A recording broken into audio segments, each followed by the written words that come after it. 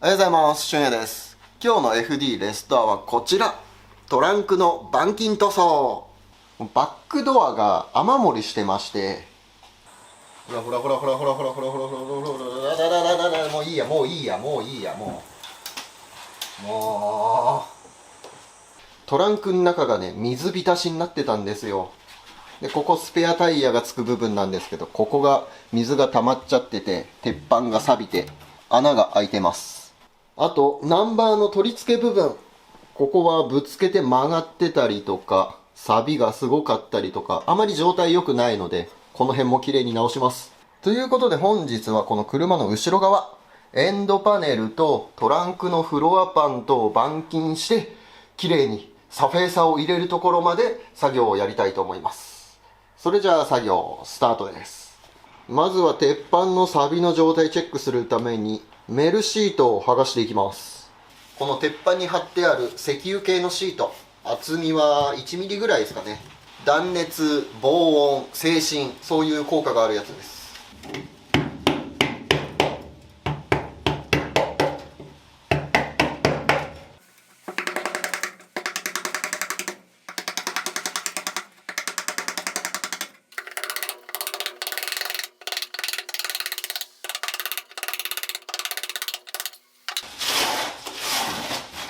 結構細かく砕けるね。年数経ってやっぱり硬くなってるのかな。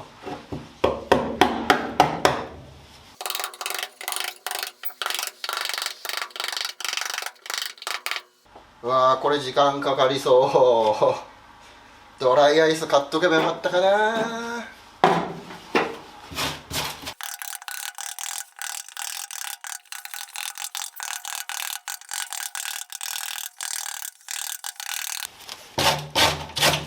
お、新しいサビが出てきた。お、結構グズグズになってるぞここ。お、錆びてる。あ、穴開く。あ、穴開いた。貫通。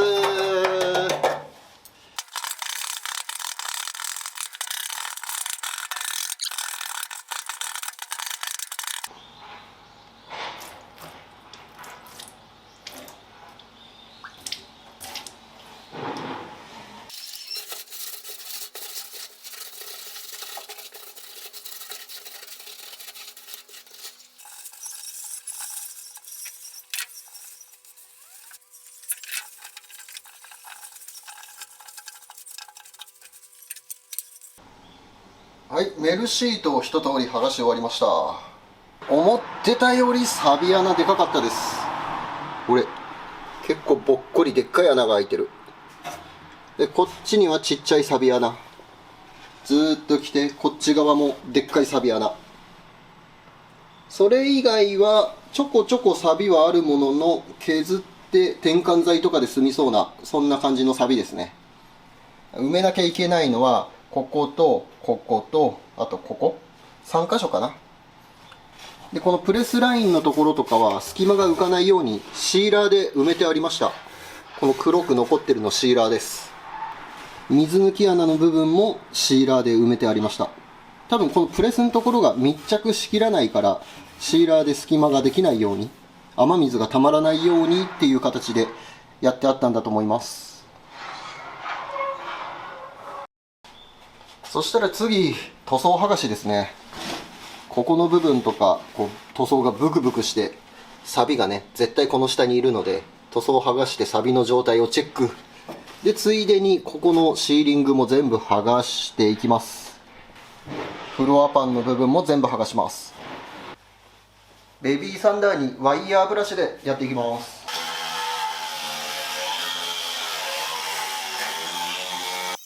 シーラーを全剥がししていく理由としては、割れているところから雨漏りしてくるからですね。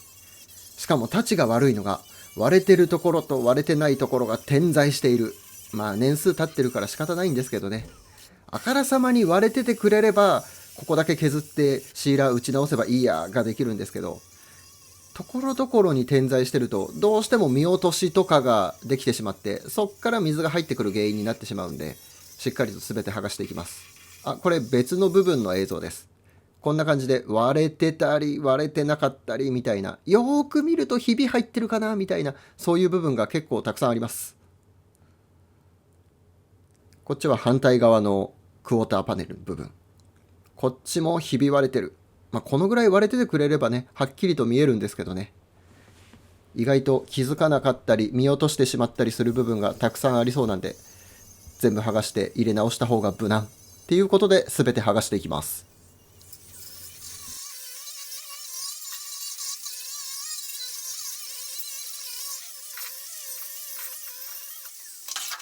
塗装を剥がしてみたんですけど、そんなに錆びひどくなさそうですね。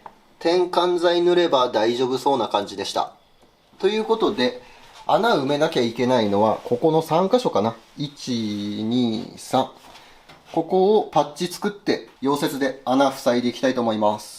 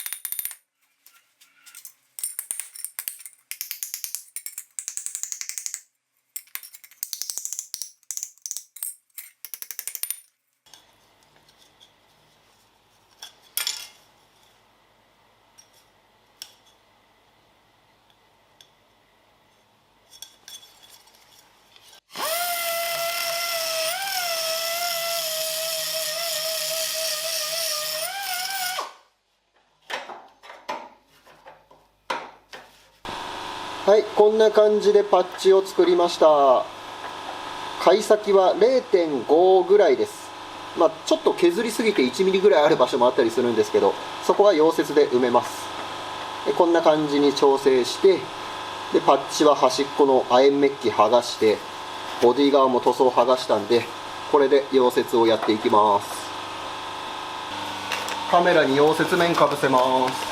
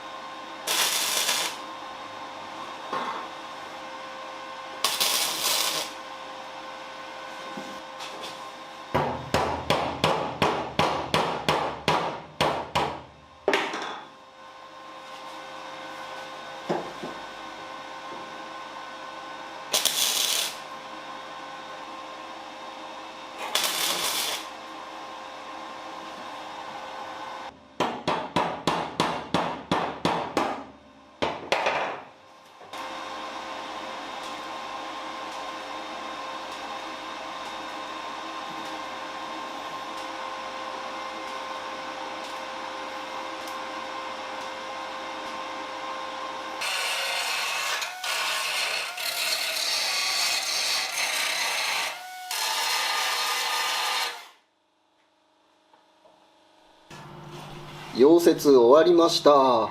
もともとはこういう錆び穴が開いていたのがちゃんと鉄板で塞がれました。外板の溶接とかやるときは溶接のビードを通してでパテで成形して形整えなきゃいけないから、もうちょっと削り落とすんですけど、今回は強度重視で溶接のビードは残し気味にしてあります。多分これでもね、シーラー入れてメルシート貼っちゃえば本当分かんなくなると思います。フロア下側から見るとこんな感じです。こっちもね、ビードかなり残し気味ですね。室内よりも残し気味。ここチッピング塗装、アンダーコートを後々入れる予定なんで、もうアンダーコート塗っちゃえばね、ほんと分かんなくなるから、こっちも溶接は残してあります。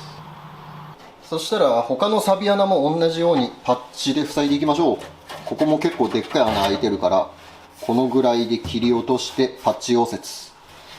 こっちは穴はちっちゃいんですけど、サビがちょっと広い範囲に出てるんで、これも少し大きめに切り落としてパッチ溶接で、こことあとここ穴が開いてるんですけど、これはね、純正でもともと開いてる穴っぽいです。何に使う穴なのかは分かんないけど、もともと開いてたやつなんで、これは埋めずに2箇所ですね。これとこれ、ここを溶接でサクッと直していきたいと思います。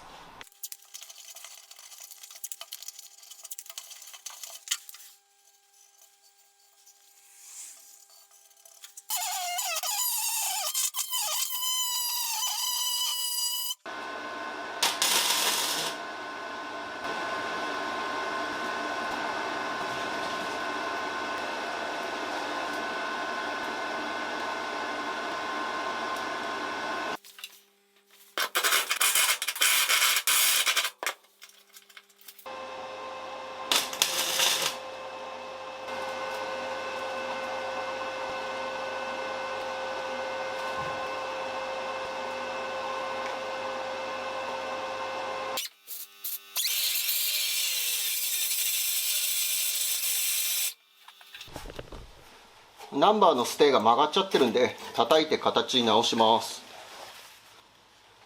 どうやって叩こうか。とりあえず引っ張る。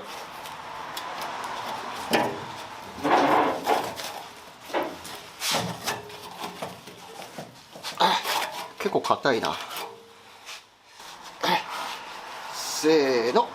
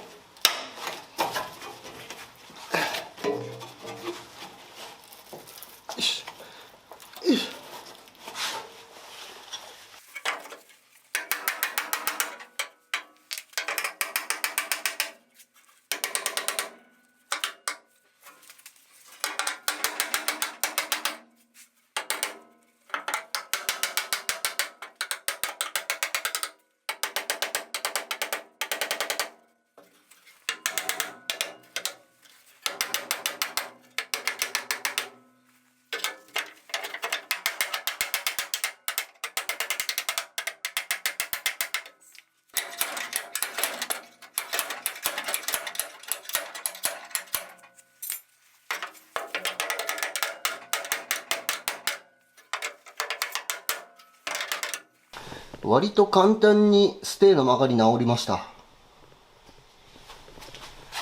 上から見てこう。キーシリンダーの位置から見てもセンターずれてたりとかはなさそうなんで大丈夫だと思います。そしたら次このステーのサビですね。これ落としていきます。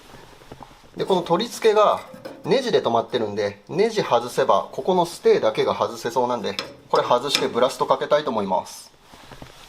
片方リベットだ。片方はボルトで片方リベットなんで、リベットも見ます。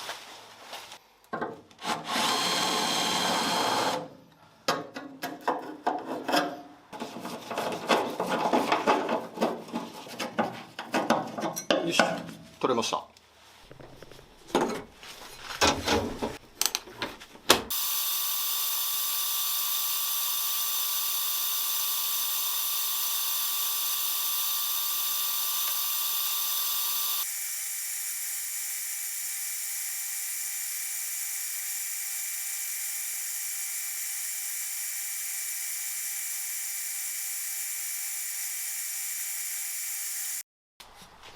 綺麗にサビが落ちました。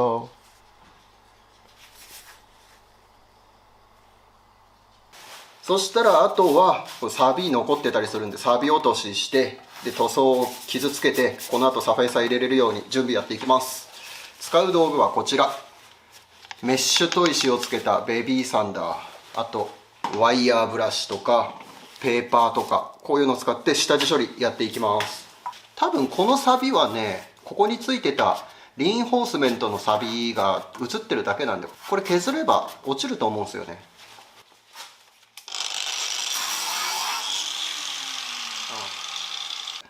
やっぱり塗装の表面についてるサビで鉄板自体にはサビきてないですね。だからさっと削ってしまえば大丈夫だと思います。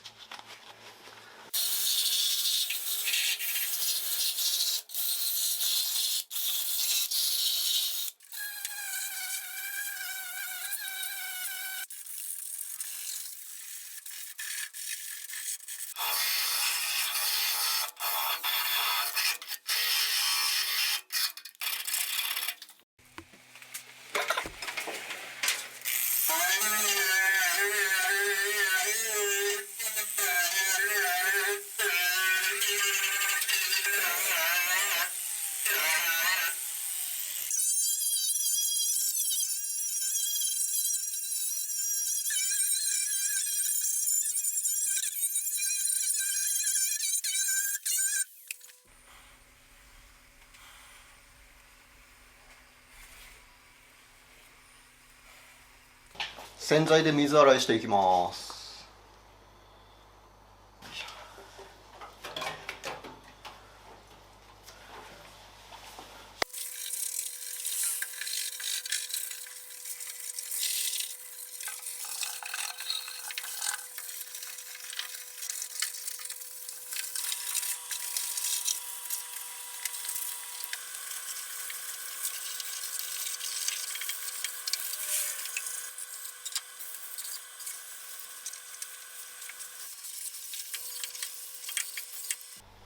水洗いしてエアブローで水分しっかりと乾かしてマスキングして脱脂まで終わらせてあります。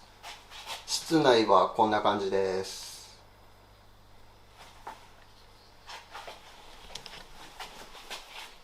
エンドパネルはこんな感じ。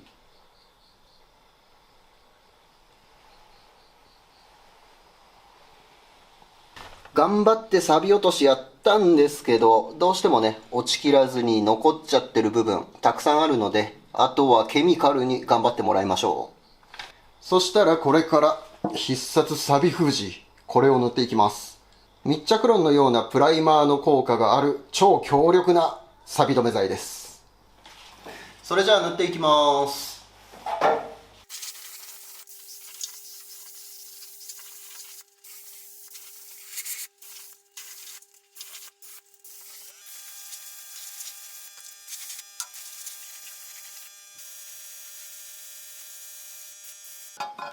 今回下側はサフェイサー入れないです。他にもやらなきゃいけない場所たくさんあるんで、今回この溶接した部分は後回しです。ただ錆びると困るから、先に必殺錆封じだけ刷毛塗りでこうやって塗っておきます。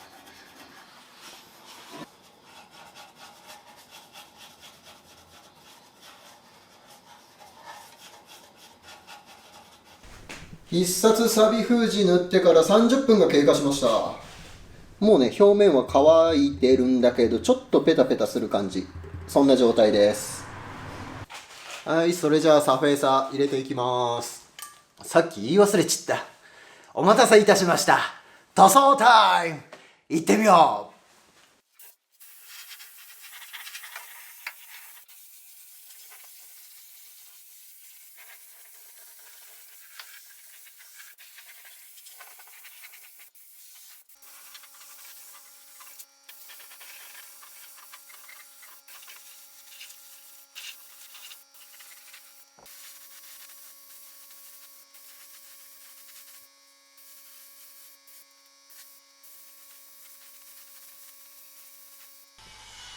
塗装終了。錆びてたのが綺麗になりました。溶接した場所はサフェイサー塗ると質感が分かりやすいですね。鉄板の反射がなくなってデコボコ加減がよくわかる。ちょっと溶接のビードがやっぱ残り気味ですね。反対側はこんな感じ。ここが溶接した場所。ただリブの形状とかは悪くはなさそうなんで、これでメルシート貼ってしまえば分からなくはなるんじゃないかな。結構メルシート厚みがあってね、デコボコ隠してくれるんで大丈夫だと思います。折れ曲がってたナンバーステーはいい感じに修復ができてますね。ちゃんと戻った。もうちょっとね叩いて形作るの手こずるかなと思ったけど、意外とすんなり出てくれました。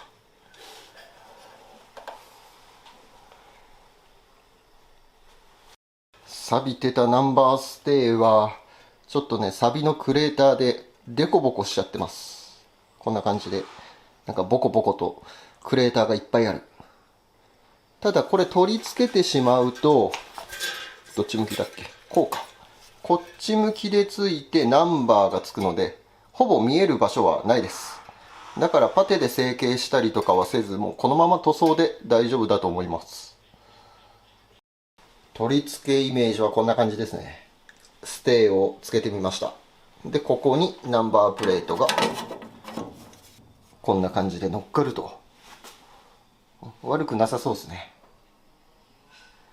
はい、ということで本日は FD のトランクの修理の動画でした。必殺サビ封じ塗ってからのサフェーサー塗装だから、次ここに水溜まったとしてもそうそう簡単にはね錆びてこないと思います。かなり強力な防水性のある塗料です。動画の続きが気になるという方はぜひチャンネル登録よろしくお願いいたします。最後までご視聴ありがとうございました。また次回お会いいたしましょう。バイ。